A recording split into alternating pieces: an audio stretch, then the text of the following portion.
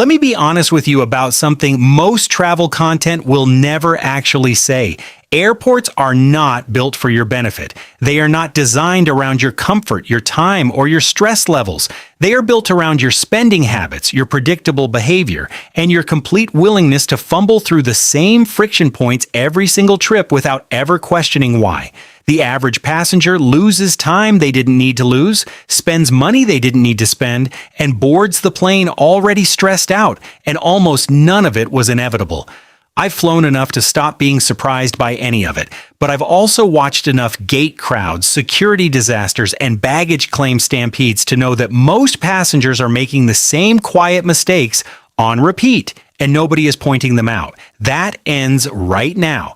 These are the airport and flight patterns that frequent travelers figured out a long time ago, and that most people never crack at all. And if this is the kind of content that actually makes your travel days easier, hit subscribe. There's more where this comes from. Let's start at the gate, because this is where you can watch human psychology short circuit in real time. The boarding announcement goes out, maybe they've called Group 3, and within 30 seconds there's a crowd of 40 people standing in a rope line that isn't moving. Nobody is going anywhere. The gate agent hasn't even started scanning, but there everyone is. Bags clutched, shuffling half a step forward every 90 seconds, getting elbowed in the ribs by a roller suitcase, stress levels quietly climbing. And for what exactly? Your seat is already assigned. It is not going anywhere. No one is taking it. The plane cannot leave without you if you've checked in. Here's what's actually happening. People are anxious about overhead bin space.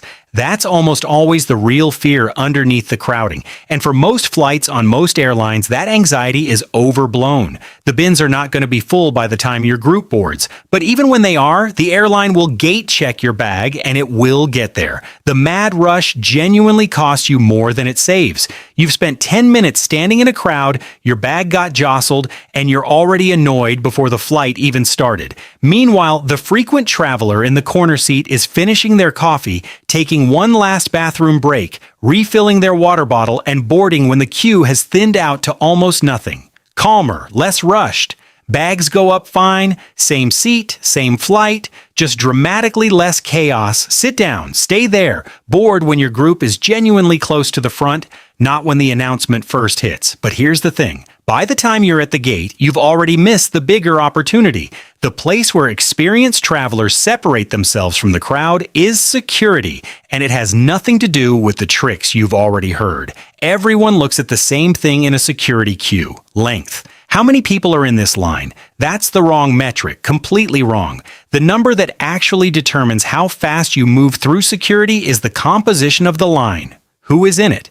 A line of 15 seasoned business travelers will clear faster than a line of 6 unprepared families every single time, because a family with 3 kids, a stroller, tablets, and shoes that have to come off needs 2 to 3 times the setup and breakdown time at the bins. First-time or infrequent flyers take longer to process their liquids, forget to remove their laptops, set off the scanner, and generally slow the whole thing down through no fault of their own. They just haven't done it enough to have the choreography down. So before you join a queue, spend 20 seconds actually looking at who's in it. Are those business travelers with one small bag and no jacket drama? Great. Are those families clearly on their first holiday of the year? Maybe look left. Maybe look right. The slowest looking long line can absolutely be the fastest line to clear if the people in it know exactly what they're doing.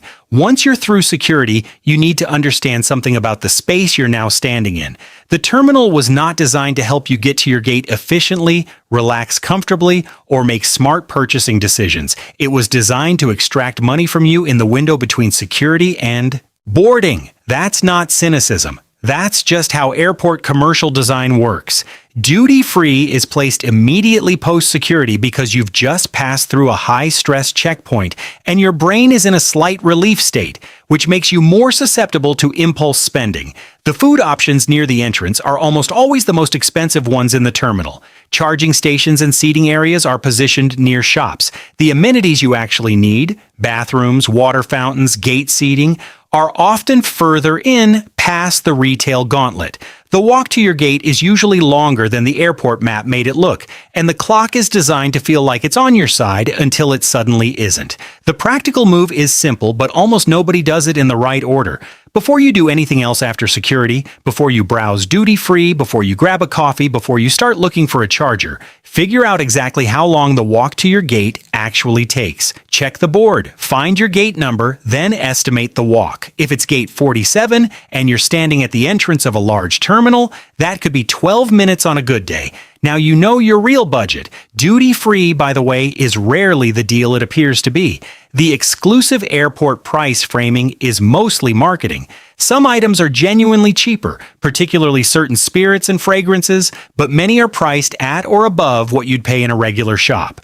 Know your prices before you walk in, or accept that you're browsing, not saving. Speaking of what's costing you more than it should, your carry-on strategy might be the most expensive gamble you're running right now and you don't even know it. The habit goes like this. Passenger buys the largest bag that technically fits the stated dimensions, packs it to capacity, and assumes that because it was within spec last year, it'll be fine this year. That assumption is getting people caught out more often than it used to. Airline bag enforcement in 2026 is sharper and more consistent than it was a few years ago. Staff at multiple carriers are using bag sizers more regularly, particularly on full flights, where overhead bin space is genuinely tight. If your bag doesn't fit the sizer, not the stated policy, the physical sizer, it gets gate checked. And gate-checked bags on international or connecting flights can end up checked all the way to your final destination, meaning you wait at baggage claim on the other end for a bag you specifically packed as carry-on to avoid that exact scenario. You lose the convenience, the time, and sometimes the peace of mind over fragile contents. The smarter play, know the actual enforced dimensions for your specific airline and route, not just the general policy. And if you're right on the edge, go soft-sided. A soft bag can compress into a full bin. A hard shell case cannot. That one distinction has saved a lot of boarding stress for a lot of frequent flyers. Now, even if your bag makes it on without a problem, the seat you sit in matters far more than most people have worked out. This is one of those areas where casual travelers think they've already made the smart call. Window seat for views, aisle seat for legroom, middle seat to save money. But the actual decision tree for seat selection runs much deeper than that. Where you sit in the aircraft affects your turbulence experience significantly. The tail end of a plane typically feels turbulence more intensely because of the physics of how the aircraft flexes. The seats over the wing near the center of gravity are the smoothest ride on the plane during rough air. If you're prone to motion sickness or anxiety during turbulence, that's not a minor thing. That's the difference between a manageable flight and a miserable one. The front of the cabin also tends to be quieter because the engines are behind you on most aircraft. The rear cabin typically runs cooler, which matters more than people expect on a long haul when the cabin gets warm and stuffy in the middle of the night. Bulkhead seats, the ones right against the dividing wall with extra legroom, look appealing, and sometimes they are. But they also come without under-seat storage, which means your bag has to go in the overhead bin for the entire flight. You can't access it at all. On a long haul, that means your headphones, your medication, your snacks, your charger, all inaccessible unless you get up. The bulkhead also often places you near lavatory traffic, particularly on wide-body aircraft. The extra legroom is real. The trade-offs are also real. And once you're settled into whichever seat you've chosen, the air in the cabin is doing something to your body that most passengers never think about until they land feeling terrible. Airplane cabin humidity is genuinely very low. We're talking somewhere in the range of 10 to 20% humidity at cruising altitude, which is significantly drier than most desert environments. Your body loses moisture faster at altitude than at sea level, and the low humidity accelerates that process. The result is fatigue that arrives earlier than it should, skin that feels tight and uncomfortable, and dehydration that makes jet lag hit harder. It also affects how alcohol hits you. You're already dehydrated, so the effects of even one drink are amplified more than they would be on the ground. The fix is tedious and obvious, and almost nobody actually does it well. Drink water actively and consistently, not just when you're thirsty. Bring an empty bottle through security and fill it from a fountain or cafe post checkpoint. That way you have water immediately after takeoff without paying £4 for a bottle from the trolley. Skip the free wine if it's a short haul. Skip the coffee if it's a long overnight flight and you're trying to sleep. Neither is helping your hydration, and the dehydration compounds every other discomfort you're going to feel on the descent. But there's something that happens before you even board the plane that sets up how you feel at the other end, and most people get it completely wrong.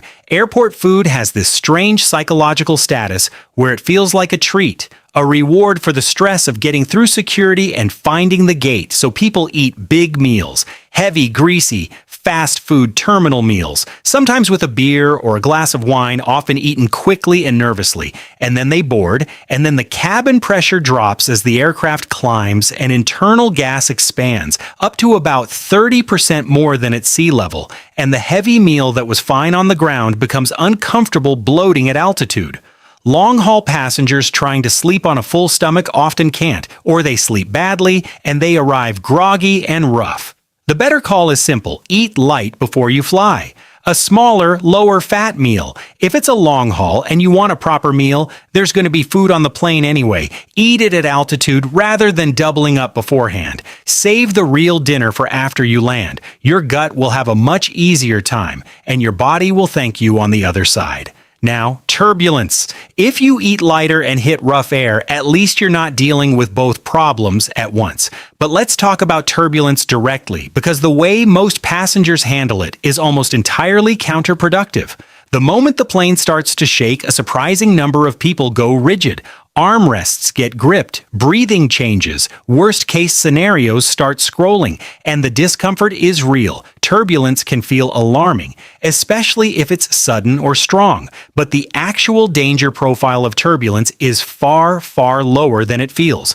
Modern commercial aircraft are engineered to handle turbulence that is dramatically beyond what passengers ever experience in normal flying. The overwhelming majority of turbulence events are uncomfortable, not dangerous. The one thing that matters, the one thing that has actual safety relevance, is keeping your seatbelt fastened. The practical insight here is this: keep your seatbelt loosely buckled throughout the flight, not just when the sign is on. Passengers who get injured during turbulence are almost always unbuckled. Buckled passengers, even in significant turbulence, are overwhelmingly fine. Beyond that, what frequent flyers know is that turbulence patches are almost always shorter than they feel in the moment. When you're stressed, time stretches. A 30-second patch of rough air can feel like 3 minutes. Experienced travelers know to wait it out, keep breathing, stay loose rather than rigid, and let the aircraft do what it was built to do. The pilots know exactly what they're flying through. If they're not concerned, you don't need to be either. Now, the moment the wheels touch down, something predictable happens, and it says a lot about how we handle small amounts of perceived competition. The seatbelt sign goes off, and within about 4 seconds, half the plane is standing up. Bags are coming down from overhead bins in a rush. People are elbowing past headrests, and the aisle immediately becomes a static column of people not moving, not going anywhere, because the jet bridge isn't even attached yet, the door isn't open, and the plane deplanes row by row regardless of how early you stood up.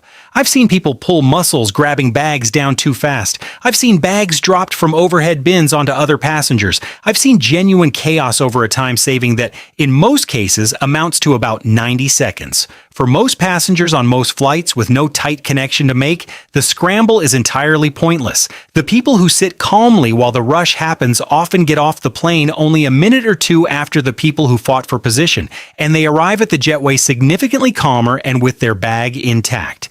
The exception is a tight connection. If you have 40 minutes to make a connection at a large airport, that's actually a different calculation. In that case, the move is to speak to a flight attendant before the plane lands. Let them know your connection situation. On many airlines, crew can help position you or communicate ahead to the gate.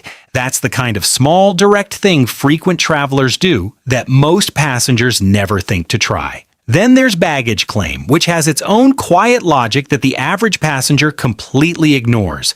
Everyone crowds the belt. Everyone stares at the same point where bags emerge, shoulders touching, no room to maneuver, and when a bag comes out that looks vaguely similar to theirs, there's a lunge. Step back 2 feet, genuinely, physically step back from the belt edge. From that position, you can see the entire visible length of the carousel, not just one spot. Your bag could emerge from any point, and you'll see it earlier from further away than you would hunched over the edge. You also have room to actually move when you spot it. And if you've marked your bags, a bright luggage strap, a distinctive tag, a piece of ribbon, anything that makes it visually distinct, you'll spot it faster than the person searching for a generic black suitcase among 40 other generic black suitcases. Bags at baggage claim do not arrive in the order they were loaded, and they don't strictly come out in ticketing class order on most flights either. Don't assume your bag is late because it hasn't appeared in the first 3 minutes. Wait, watch, stand back, move when you actually see your bag, not before. Here's what ties all of this together. Airports are systems. Flights are systems. And like any system, they have patterns, logic, and predictable friction points. Most passengers move through those systems reactively, doing what feels instinctively right in the moment, following the crowd, making assumptions based on habit. And that reactive approach is exactly why the same stress points hit the same people on every single trip. Frequent travelers aren't luckier. They're not paying for magic upgrades at every step. They've just stopped doing what everyone else does by default, and they've paid enough attention to figure out where the real friction is and where it isn't. The gate crowd isn't worth joining. The security line isn't about length. The terminal is trying to spend your money. Your bag dimensions actually matter now. Your seat affects your whole flight. The cabin is dehydrating you. Your pre-boarding meal is working against you. Turbulence is almost always fine. Deplaning early gains you almost nothing. And baggage claim rewards patience and positioning, not urgency. None of this requires a premium ticket or a travel agent. It requires paying attention to the parts of the system that most people have never been told to notice. If you've learned something useful today, drop your own hard-learned airport lesson in the comments. The mistakes you made before you knew better. The small habits that actually changed how you travel. I read them. And if you want more of this kind of content, subscribe. We're just getting started on all the things the airport doesn't exactly advertise. Travel smarter than the crowd. It's easier than it looks once you know what to look for.